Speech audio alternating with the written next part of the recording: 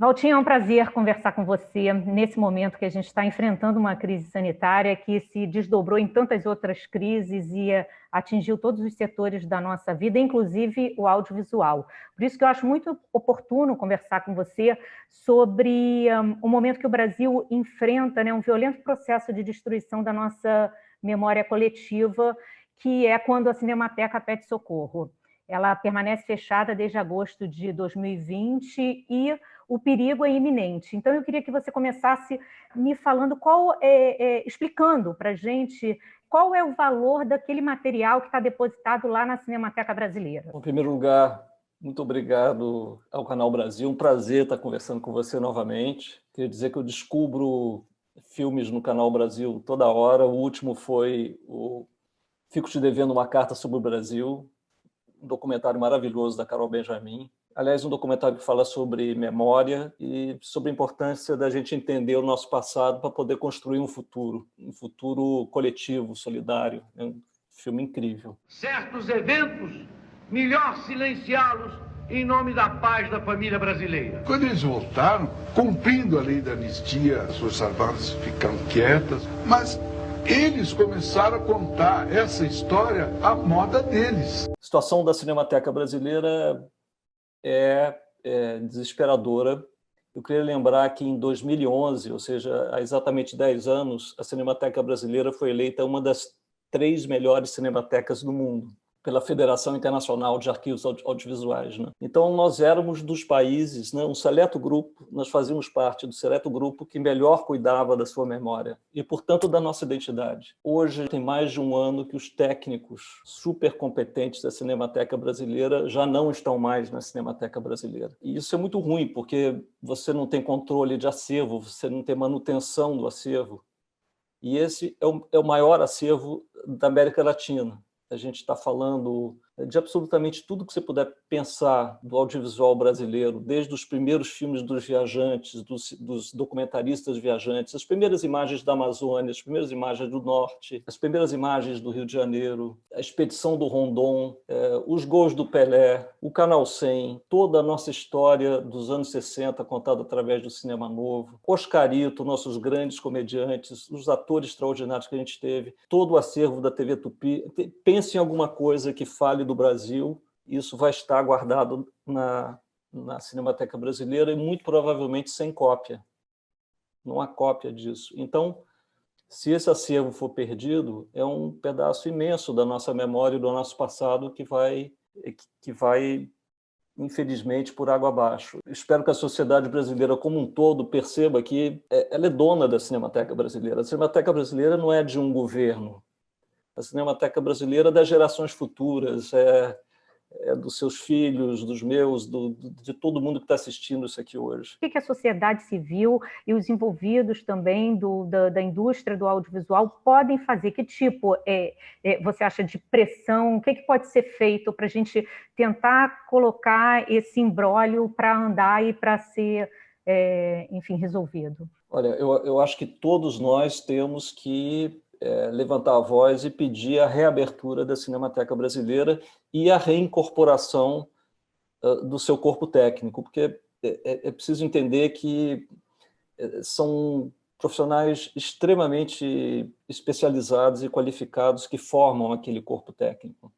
Então, o que nós pudermos fazer dentro das nossas associações, na ida para jornais, se a gente puder conversar com pessoas à nossa volta, tudo que puder ser feito para pressionar por uma coisa que é nossa de direito. Novamente, a Cinemateca Brasileira, ou qualquer outro órgão de memória, não é de um governo, ela transcende governos, ela atravessou todos os governos. A Cinemateca Brasileira tem mais de 70 anos.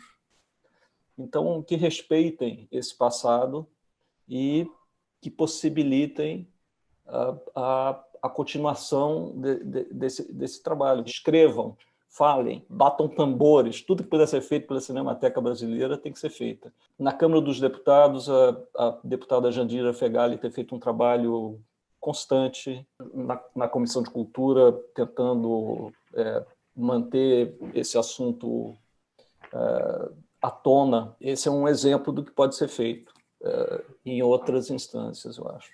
E esse seu engajamento na defesa e na salvaguarda, né, do patrimônio cinematográfico não é de hoje. A gente sabe que você está envolvido em iniciativas como a criação do Arquivo Mário Peixoto. No ano passado você recebeu um prêmio da FIAF, né, a Federação Internacional de Arquivos de Filmes, por conta desse engajamento e dessa salvaguarda. Queria que você me falasse um pouco, efetivamente, qual é o seu envolvimento, né, tanto no Arquivo Mário Peixoto, como foi receber o prêmio da FIAF? Bom, primeiro foi uma surpresa imensa, né? E eu devo dizer que cineasta é aquela pessoa que só pensa no filme seguinte, sabe? A gente não olha tanto pelo retrovisor. E se não fosse uma figura extraordinária, que é o Saulo Pereira de Mello, o professor Saulo Pereira de Mello, que foi quem salvou esse filme de 1931, chamado Limite, 2 vezes do esquecimento. Ele permitiu que esse filme voltasse a existir, a primeira vez nos anos 50 e a segunda vez no restauro que foi feito durante mais de 10 anos pela Fundação do Martin Scorsese e pela Cinemateca Brasileira. Saulo me mostrou o quanto é importante você preservar aquilo que é nosso, comum, para você poder se inspirar a fazer alguma coisa a partir daquilo depois. Então, é um prêmio que eu acho que é dele, desse mestre, né, que eu tive, mas também é de todo mundo que trabalha com memória no Brasil, e não só memória audiovisual. Não tem palavras para agradecer esse prêmio, e eu queria começar dizendo que foi na Cinemateca do MAN que eu descobri cinema. Um dos primeiros filmes que eu me lembro de ter visto na Cinemateca foi uma versão ainda em montagem de Cabra Marcado para Morrer, de Eduardo Coutinho. Coutinho apresentou essa sessão, o filme ainda antes da montagem final. E vi muitíssimos filmes, Ciclo de Eisenstein, enfim, poderia passar uma parte da noite enumerando os filmes que me marcaram e acabaram me levando a fazer o que eu faço. O que eu tenho feito? Eu tenho, graças a um convite do Scorsese, podido participar de uma fundação chamada Film Foundation, onde ele escolhe alguns filmes para serem restaurados, né, todo ano. Já são mais de 1000 filmes restaurados, que é uma coisa incrível, e tem 2 filmes brasileiros bem próximos de entrarem na lista de novos restauros. Um deles deve ser Deus e o Diabo na Terra do Sol, que é essa obra-prima do Glauber, com apoio de toda a família do Glauber Rocha, e de São Paulo S.A., o filme do Persson, que eu também considero uma obra-prima, e cuja família também está profundamente empenhada em tornar isso possível. Se tudo der certo, esses restauros serão feitos com a Cinemateca Brasileira, se ela puder ser reaberta o mais cedo possível. Valtinho, como é que você recebeu a notícia de que Diários de Motocicleta foi indicado para integrar o Registro Nacional de Filmes na Biblioteca do Congresso nos Estados Unidos? Olha, te confesso que foi uma surpresa.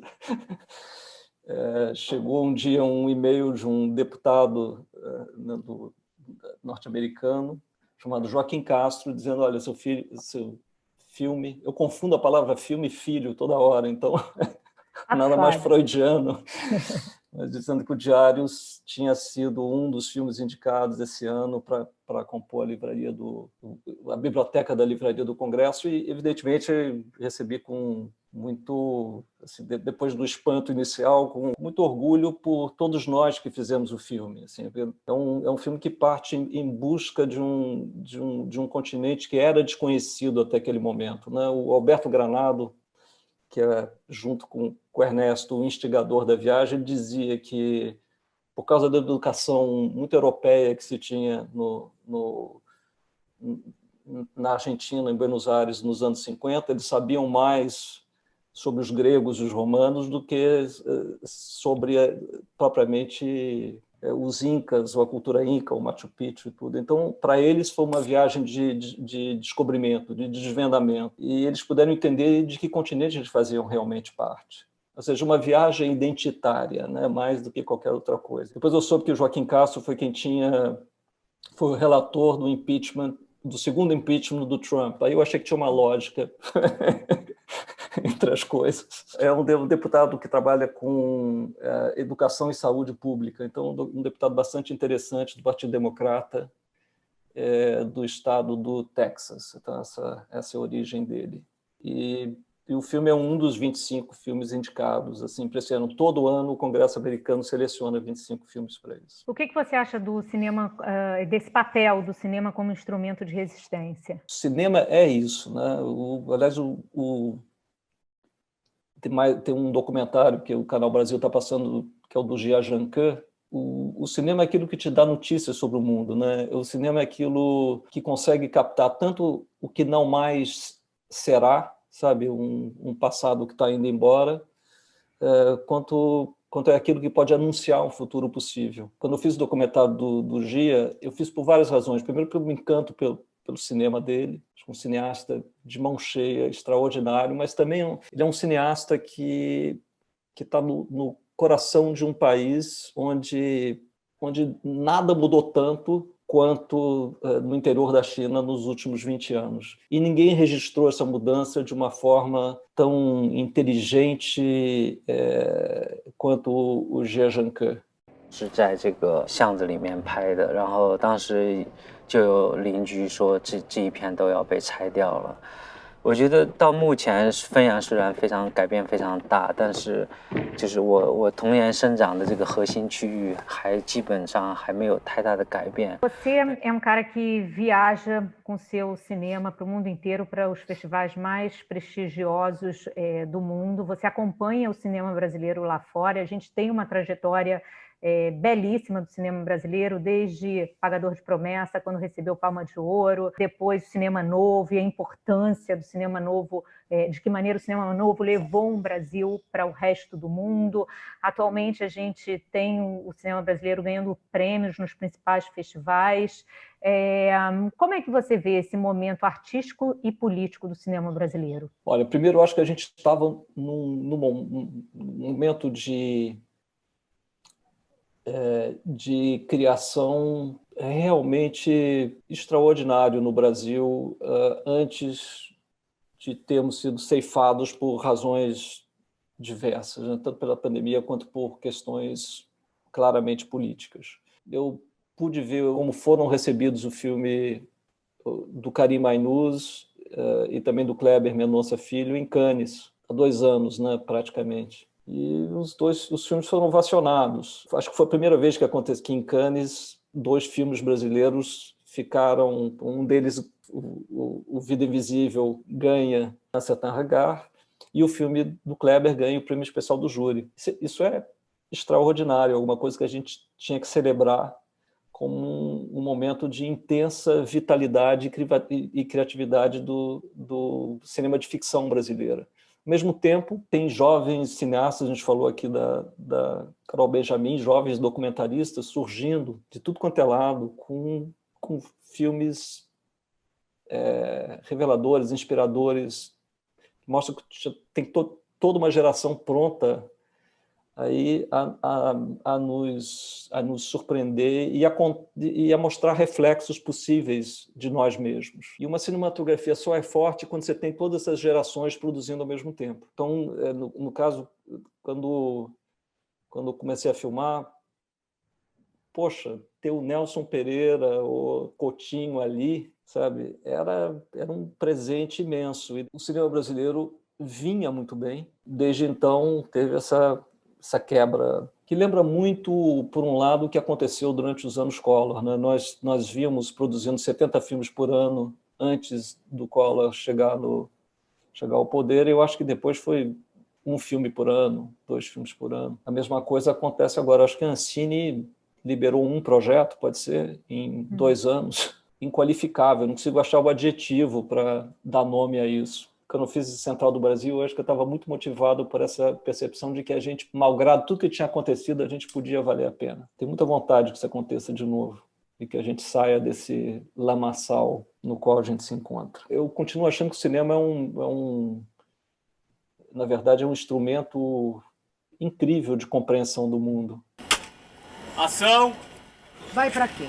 Leontina é merentina. Já posso ser o homem mais feliz do mundo. Eu estou com 2 projetos em desenvolvimento. Esses 2 projetos estão maduros depois de muito tempo. Olha, Central do Brasil foram 4 anos de desenvolvimento. E a Daniela e eu trabalhamos uns bons 3 anos, em 2 anos e pouco em terra estrangeira, antes de ter um roteiro sólido, sabe? Diários foram 4 anos. Então, esse tempo de gestação do roteiro sempre foi bastante longo. Eu acho isso super importante, porque na hora de filmar, você sabe que você tem um roteiro sólido, e a melhor maneira de você sair fora de um roteiro é que ele seja bom.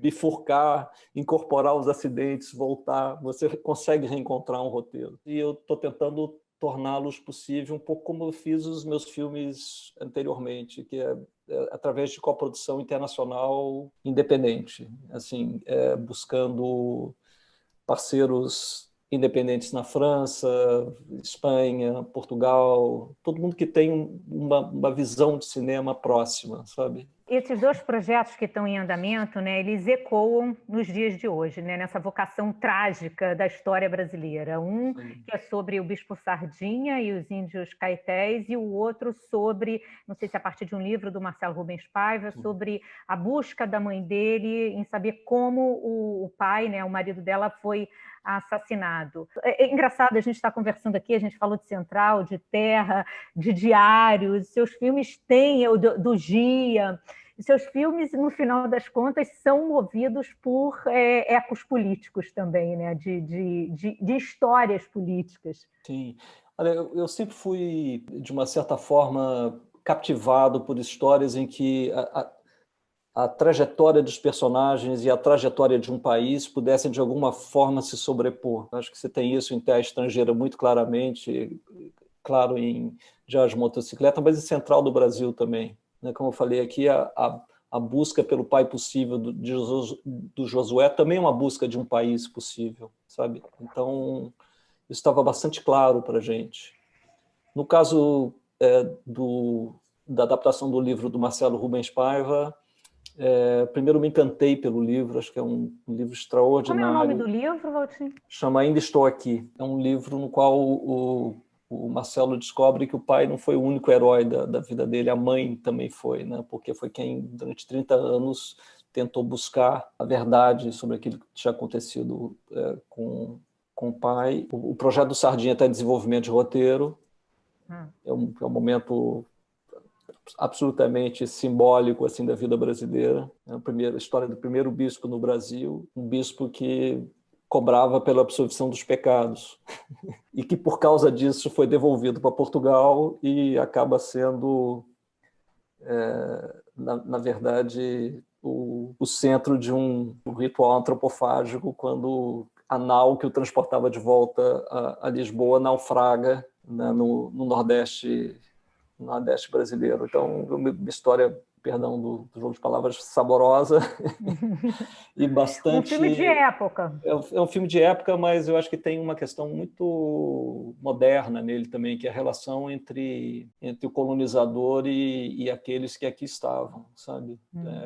Toda vez que eu ouço o Krenak falando, eu acho que é um filme necessário. Queria te agradecer, então, por essa conversa saborosa, já lembrando de Bispo Sardinha, sobre cinema, e, enfim, e que no próximo encontro a gente possa se ver pessoalmente, presencialmente. Poxa, não há de nada preferência mais, no não há nada que eu set queira mais do que seu isso. próximo filme. Então, reencontrar os amigos no set, reencontrar a possibilidade do calor humano, né? Faz tanta falta isso, gente. Enfim, cuidem-se muito. Um abraço para todo mundo que está passando por momentos difíceis e muita empatia, carinho para todo mundo e vamos juntos. Gosta, feito, muito bom. Bom, agora vamos fazer um ping-pong aqui. Ok, um pássaro, meu pai. Um país, Brasil. Um canal, esse. Um botão, inscreva-se. Muito obrigado pela sua presença no nosso programa e para mais vídeos como esse, inscreva-se no canal do Canal Brasil. Clica. Clica, clica, clica, clica. Clica, clica, clica.